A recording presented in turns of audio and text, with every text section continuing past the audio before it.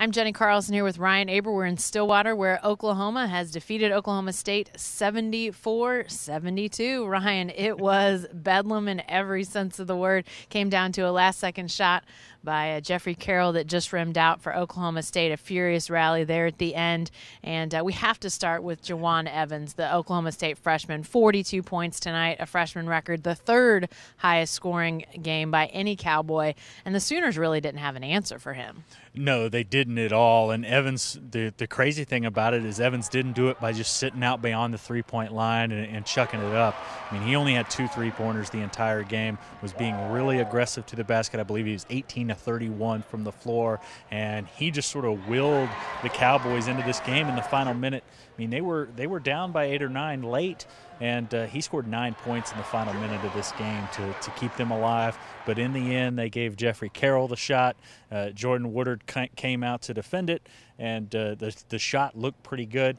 Hit off the backboard, hit off the front of the rim, but didn't quite go in, and the Sooners escape Gallagher-Iba with a victory. They most certainly did escape. And Ryan, as good as Jawun Evans was in this whole game, I mean, he scored 23 in the second half, but obviously had a good first half as well. But the Sooners really built a big first half lead that I felt like affected so many things for the Cowboys. And in building that lead, you had the other star on the floor, Buddy Hield, having a fantastic first half with 20 points, 8 of 10 shooting.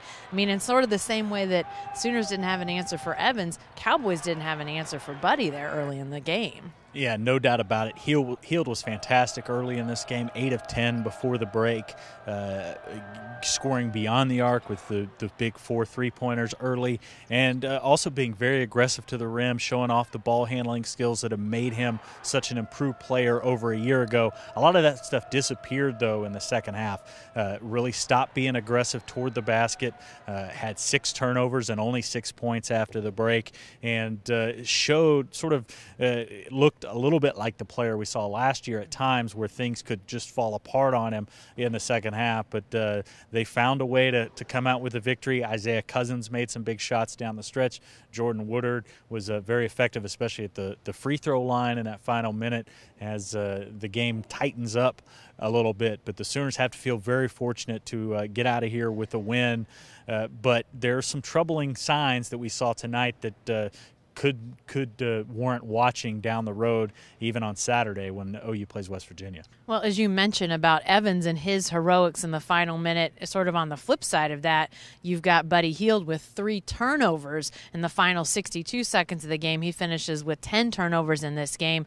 Really an emerging Achilles heel for him, and really one that was, as you mentioned, his troubles last year was there a year ago as well. So where does this game portend to? You mentioned looking ahead to Saturday for the Sooners, especially a West Virginia matchup. We saw West Virginia beat Kansas at home on Tuesday night. Now they come to Norman. That's got to be definitely a big red flag for the Sooners. Yeah, no doubt about it. And not just because West Virginia beat Kansas the other day, but the style that they did it in, the style that they play. I mean, there's a reason they're called Press Virginia.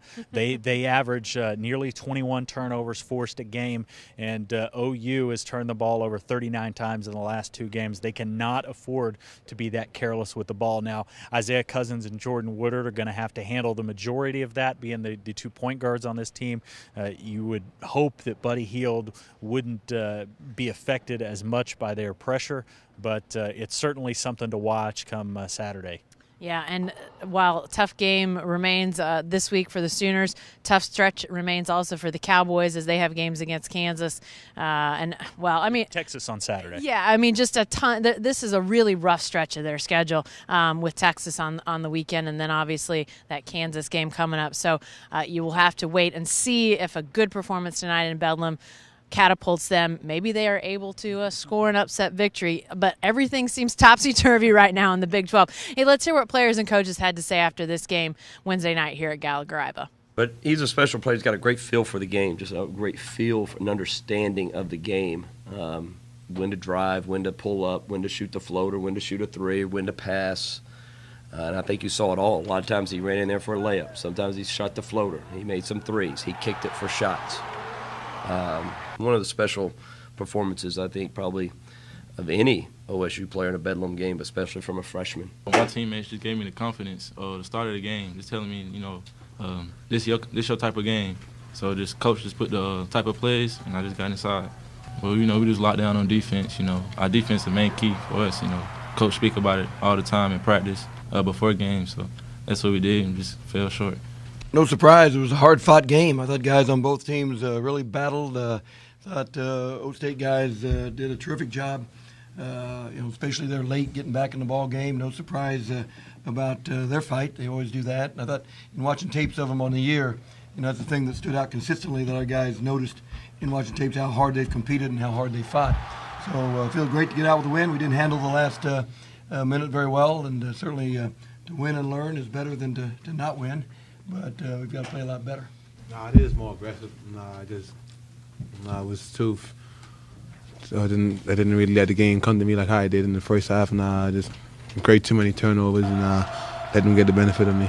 I just got to do a better job, just taking. I know teams are going to be so compact on me, like driving, and they're going to be scouting me real well. So I just got to be more, just get to go and stop playing the ball and play the ball too much earlier. And I just got to be more smart and just make aggressive plays and hit open guys when I have them.